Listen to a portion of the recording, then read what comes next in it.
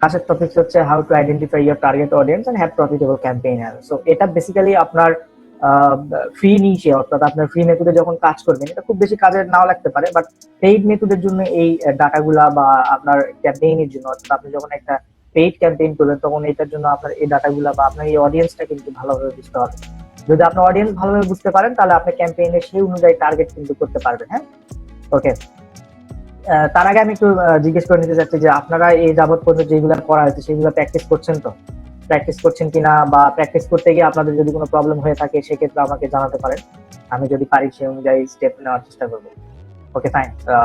So আমরা পরবর্তীতে শুনবো অবশ্য যে এখন পর্যন্ত আপনি কোন পর্যায়ে আছেন। আপনার সঙ্গে আমি পার্সোনালি কথা বলবো, পার্সোনালি বা আমি মাইক অন করে আমি আপনার সঙ্গে কথা বলবো আজকে লাস্ট সেকেন্ড পার্টে। আর ফার্স্ট পার্টে আমরা একটু আইডেন্টিফাইং প্রবলেম বা এই ধরনের যে টপিকটা আজকে যেটা আছে সেটা আমি কভার করছি।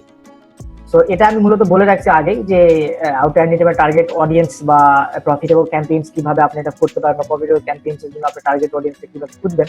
এটা অ্যাকচুয়ালি যদি আপনি ফ্রি মেথডে কাজ করেন এটা খুব বেশি কাজে আপনার দিবে না।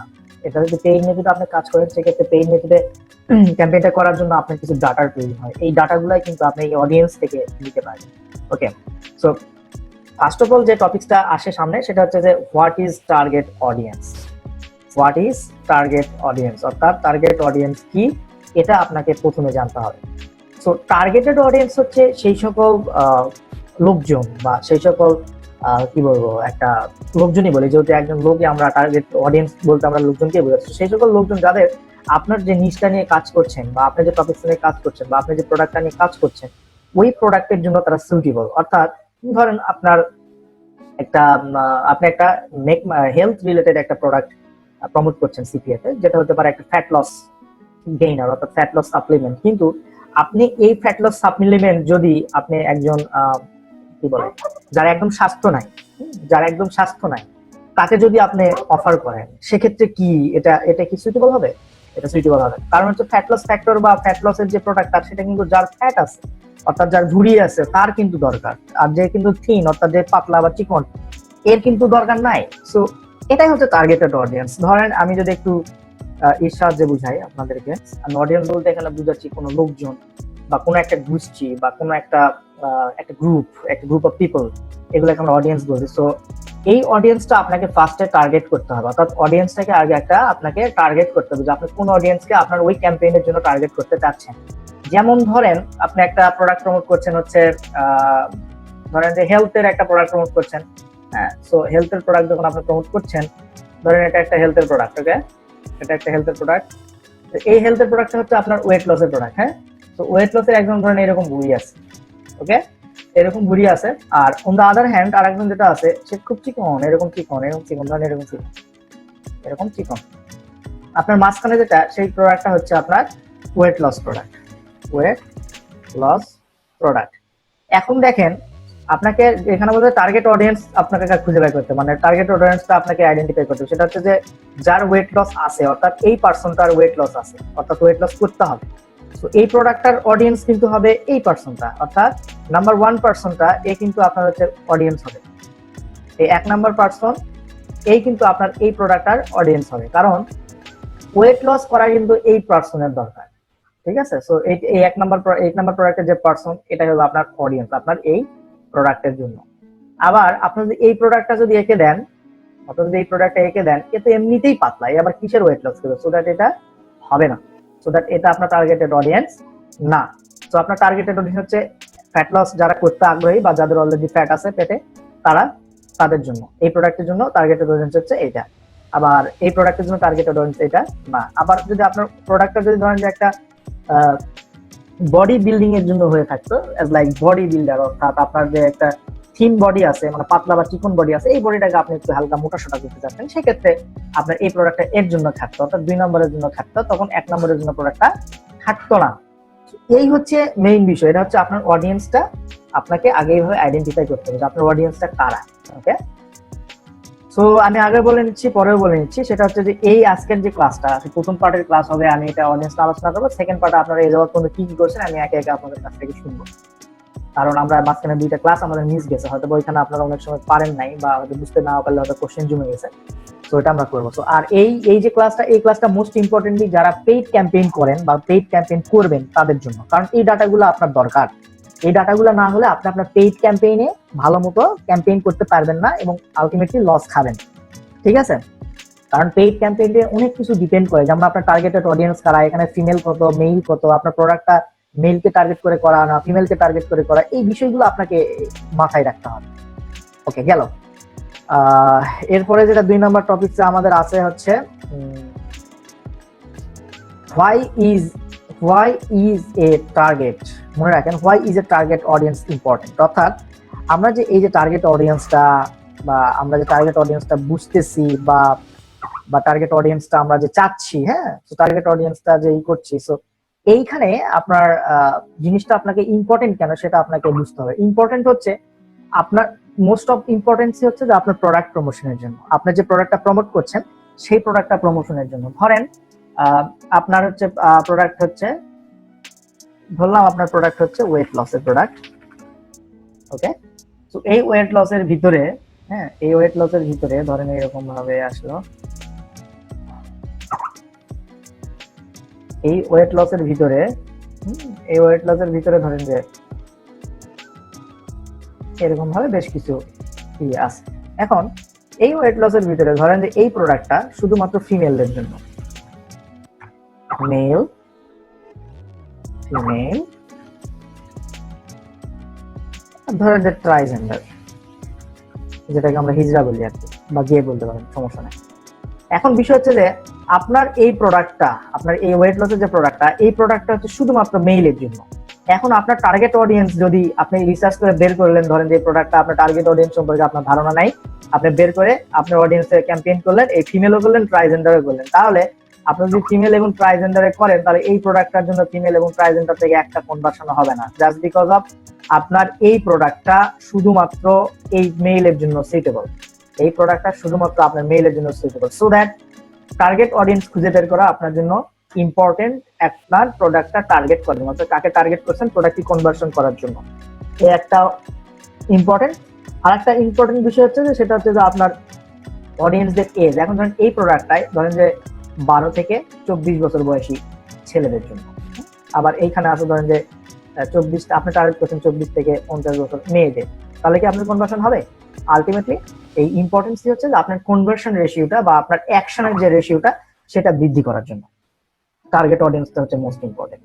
আপনি যদি টার্গেটেড অডিয়েন্সটা আপনার ডাটাগুলো রেডি করতে পারেন, আপনার টার্গেটেড অডিয়েন্স কারা, আপনার সেই প্রোডাক্ট অনুযায়ী, যেমন আপনার প্রোডাক্টটা ওয়েট লসের প্রোডাক্ট, এটা শুধুমাত্র ছেলেদের প্রোডাক্ট এবং 12 থেকে 24 বছর ছেলেদের প্রোডাক্ট, এবং এটা শুধুমাত্র একটা কান্ট্রিকে টার্গেট, ধরেন যে আপনার এই অডিয়েন্স গুলা শুধুমাত্র ইউনাইটেড স্টেটে থাকে, তো তখন এই ডাটাগুলো নিয়ে আপনি যখন একটা পেইড ক্যাম্পেইন করবেন তখন আপনি এই জিনিসগুলো আসলে বুঝতে পারবেন। ওকে, সো আমাদের মূল থিমটা হচ্ছে যে আপনার প্রোডাক্টের কনভার্সনের জন্য বা আপনার প্রোডাক্টের সেলের জন্য বা প্রমোশনের জন্য বা আমরা সিপিএ যে অ্যাকশনগুলো করি সেই অ্যাকশন পূরণ করার জন্য আমাদের এই ডাটাগুলো মেইনলি দরকার। এখানে এখন হচ্ছে বিষয় যে 3 নম্বর যেটা আছে যে আপনি ডিফাইন করবেন কিভাবে, আপনার টার্গেট অডিয়েন্সটা ডিফাইন করবেন কিভাবে। গুড কোশ্চেন বা গুড ইনিশিয়েটিভ। সো আমি একটু দেখাই যে কিভাবে করবেন, আমি একটু হালকা পাতলা বুঝিয়ে দিই। Identify need. ওকে,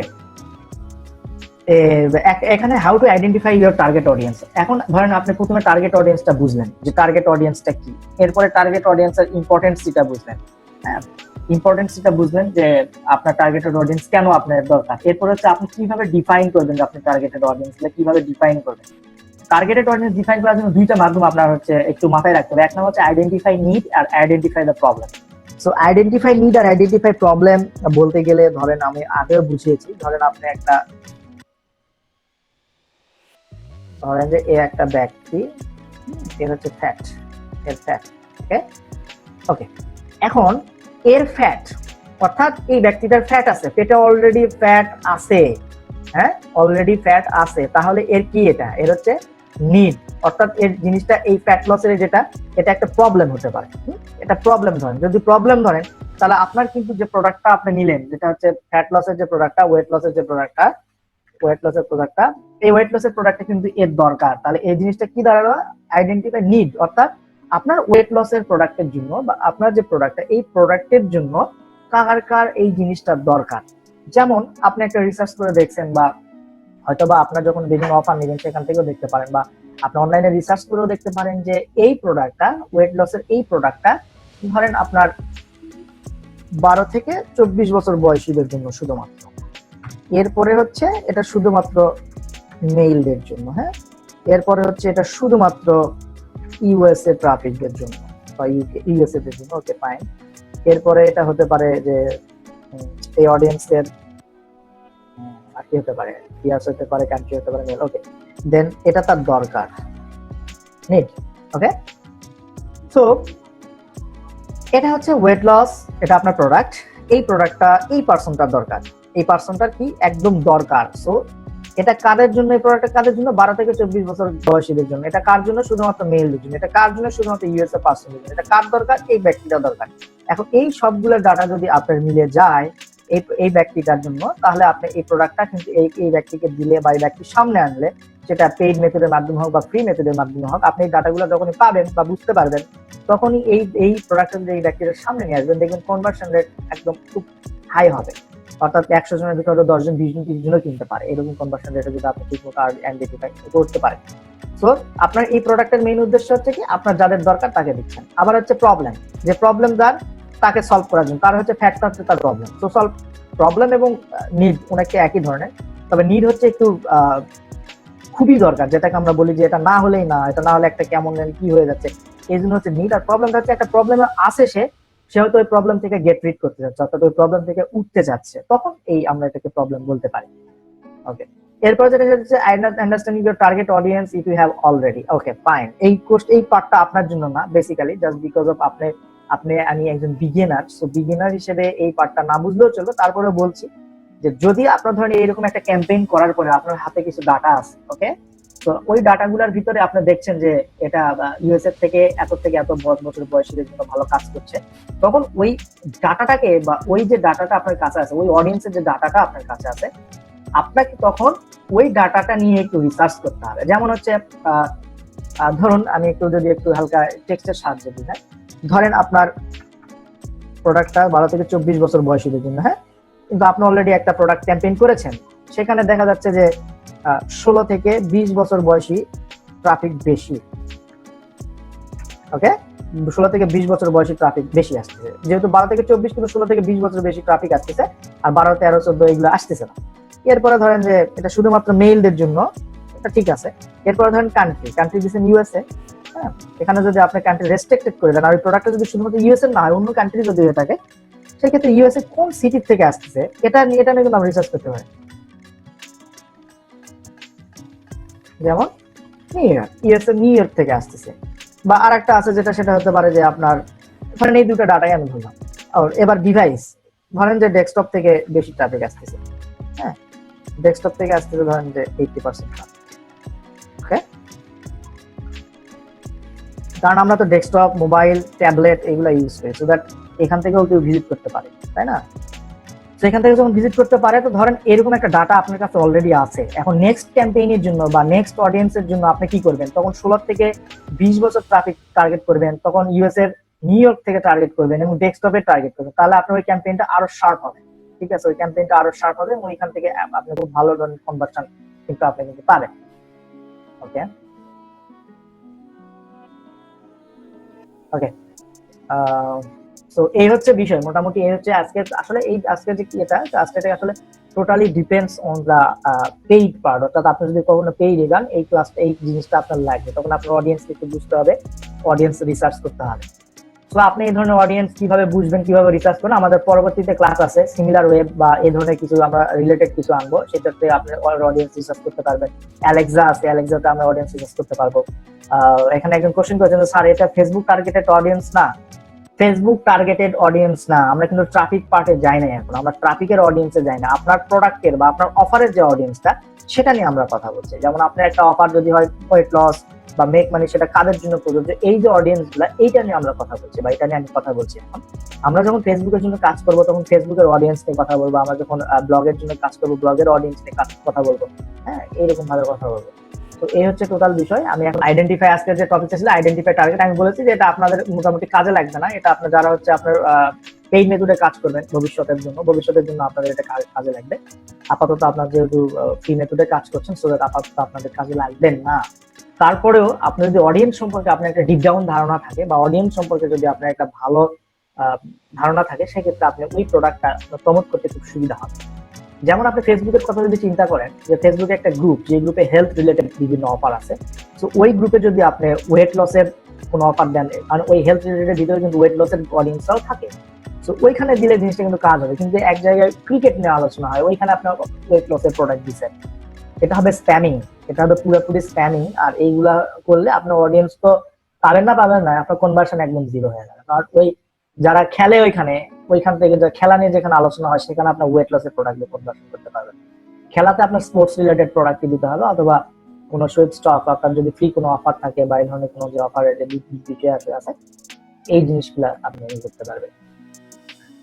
ওকে, সো এই হচ্ছে বিষয়। আর আমরা আগে যেটা আমি আবারও বলছি, আমি রিপিট করছি লাস্টের কয়েকটা ক্লাস, সেটা হচ্ছে কি করতে হবে আপনাকে একটা সুন্দর ব্লগ বানাতে হবে, যে ব্লগ হবে আপনার হেলথ টাইপের একটা অথরিটি টাইপের একটা ব্লগ, যেখানে আপনি হেলথ রিলেটেড বিভিন্ন ধরনের প্রোডাক্ট রিভিউ দিতে পারবেন এবং সেখানে কন্টেন্ট পোস্ট করে আপনারা করতে পারবেন। সেটা হতে পারে সেল হেলথের। হ্যাঁ, তো সেল হেলথের একটা category men's health, women's health, skin care, anti ageing, হ্যাঁ, এরকম হেয়ার কেয়ার নামে অনেকগুলো অপশন আছে। তো প্রত্যেকটা ক্যাটাগরিতে দেখা যায় যে 10 থেকে 15টা, অনেক সময় 20টা প্রোডাক্ট থাকে। তো এটা কি করবেন কি, আপনার ওই প্রত্যেকটা প্রোডাক্টের ভিতরে গিয়ে দেখবেন আর্টিকেল দেওয়া আছে। আমি এর আগে বা তার আগের ক্লাসে আমি দেখিয়েছি, ওই আর্টিকেলে গিয়ে আপনি দেখবেন ওইখানে অনেক আর্টিকেল দেওয়া আছে। ওইখান থেকে কয়েকটা আর্টিকেল নিন, একটা বা দুইটা, বা রিভিউ টাইপের আর্টিকেল আগে ফোকাস করুন, দেখি যদি না পান তাহলে ইনফরমেটিভ টাইপের আর্টিকেল নেওয়ার পরে আপনি ওইটা আপনার সাইটে ইনভেস্ট করবেন, অর্থাৎ আপনার সাইটে ওই আর্টিকেলটা দিবেন। আপনি এখানে অ্যাডসেন্স করছেন না, বা আপনি এখানে করছেন না, সো দ্যাট আর্টিকেল ডুপ্লিকেট বা এগুলা নিয়ে ভাবার আপনার দরকার নাই। ওকে, সো ধরেন আপনি এরকম 100টা প্রোডাক্টের জন্য 100টা আর্টিকেল আপনি আপনার সাইটে নির্দিষ্ট ক্যাটাগরিতে, যে ক্যাটাগরি আপনাদের যায় সেই ক্যাটাগরিতে পোস্ট করবেন। পোস্ট করার পরে আপনি ইউটিউব ভিডিও বানাবেন, ইউটিউব চ্যানেল বানাবেন, ওই ইয়ার নাম দিয়েই বানাবেন, আপনার ওই ব্লগের নাম দিয়েও বানাতে পারেন, বা হেলথ রিলেটেড একটা অথরিটি চ্যানেলও বানাতে পারেন। সেইখানে আপনার ওই 100টা প্রোডাক্ট যে পোস্ট করেছেন, ওই প্রত্যেকটা পোস্টের জন্য একটা করে ভিডিও বানাবেন। যেমন একটা পোস্টে যদি থাকে আইফোন 10 রিভিউ বা আইফোন 10, তখন আপনাকে একটা ভিডিও বানাতে হবে আইফোন 10 রিভিউ লিখে, অথবা আইফোন 10 স্প্যামি কিনা এটা লিখে একটা রিভিউ ভিডিও বানাতে হবে। ভিডিও বানানোর পর সেই ভিডিওটা আপনার ওই ইউটিউব চ্যানেলে আপলোড করতে হবে। আপনি ইউটিউবে আপলোড করার পরে আপনার ওই ভিডিওর যে লিঙ্কটা এমবেড করে আপনার যে ওই পোস্টটাতে বসাই দিবেন। তাতে হবে কি, আপনার ভিডিওটার একটা অথরিটি বাড়বে, অর্থাৎ একটা ভিডিওটা আপনার র্যাঙ্কিং সিগন্যালে আগায় থাকবে। আর ভিডিওর ডেসক্রিপশনে আপনি আপনার অ্যাফিলিয়েট লিঙ্কটা দিয়ে ইউজ করবেন, তাহলে সমস্যা হবে না। কারণ সেক্ষেত্রে আপনার কয়েকটা বেনিফিট পাবেন। নাম্বার 1 বেনিফিট হচ্ছে, কেউ যদি আপনার ডিরেক্ট ভিডিওর মাধ্যমে আপনার ব্লগে যায়, সেক্ষেত্রে একটা বিরাট আর্টিকেল করতে পারতেছে, এবং ওই আর্টিকেল দেখে যদি কেনা ইন্টারেস্ট করে সেখান থেকে কিনতেও পারে। আর একটা হচ্ছে যে আপনার ব্লগে ইউটিউব ভিডিওটা এমবেড করেছেন, সো দ্যাট ইউটিউব অ্যালগরিদমে এটা ভালো, যে আপনার ভিডিওটা যদি কোনো ব্লগে ওয়েবসাইটে এমবেড করা হয়, এটা একটা ভালো গ্রিন র্যাঙ্কিং সিগন্যাল হিসেবে কাজ করে, তখন এই র্যাঙ্কিং সিগন্যালে আপনি এগিয়ে থাকবেন। ঠিক আছে, ওকে, এখানে এটাই করতে হবে আপনাকে মোটামুটি। এখানে একজন বলেছেন যে ভাই, অ্যাফিলিয়েট সাইটে যে আর্টিকেল গুলো থাকে, এগুলা কি কপি আর্টিকেল হিসেবে ট্রিট হবে? হ্যাঁ, এগুলা আর্টিকেল কপি হিসেবে তো ট্রিট হবেই, কারণ আমি সবাই তো এই আর্টিকেলটা প্রমোট করছি, তাই না? তবে অ্যাফিলিয়েটের ক্ষেত্রে এই কপি আর্টিকেল ট্রিট হলো আপনার সমস্যা নেই, কারণ আপনি এসইও নিয়ে ওইভাবে কাজ করছেন না, প্লাস হচ্ছে আপনি অ্যাডসেন্সের জন্য কাজ করছেন না, সো দ্যাট এটা ভুলে যান। আপাতত আপনাকে যেভাবে দেখানো হয়েছে ওইভাবে করেন। আপনার দরকার ট্রাফিক। এখন আপনার ট্রাফিকের মেইন সোর্স হবে আপনার